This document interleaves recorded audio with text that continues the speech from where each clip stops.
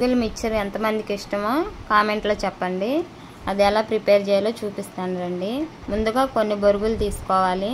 అందులో సన్నగా తరిగి పెట్టుకున్న ఆనియన్స్ వేసుకోవాలి. తర్వాత 2 కానీ 3 కానీ పచ్చిమిర్చి వేసుకోవాలి.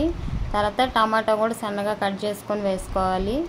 వేయించిన పల్లీలు కూడా వేసుకోవాలి. అంతో పాటు కొంచెం శనగపప్పు కూడా వేసుకోవాలి. శనగపప్పు వేసుకున్నాక కొంచెం సాల్ట్ వేసుకోవాలి, రుచికి సరిపడినంత.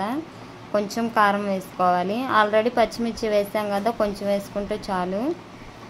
కొంచెం కొత్తిమీర వేసుకోవాలి. లాస్ట్లో నిమ్మకాయ పిండుకుంటే ఆ టేస్టే వేరుగా ఉంది. స్పూన్తో కలుపుకున్నాను.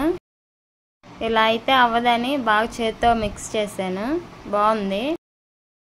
బయట బాగా చల్లగా వర్షం పడుతుంది. ఇలా ఇంట్లో బొరుగుల మిక్చర్ తయారు చేసుకొని తింటుంటే ఆ ఫీలే వేరుగా ఉంది. ఇక ఫైనల్గా మసాలా బొరుగుల మిక్చర్ రెడీ. ఇంకా అందరికీ సర్వ్ చేయటమే. మన ఛానల్ని సబ్స్క్రైబర్ చేసుకోకుండా చూస్తున్నట్టయితే వెంటనే సబ్స్క్రైబర్ చేసుకోవచ్చు కదా.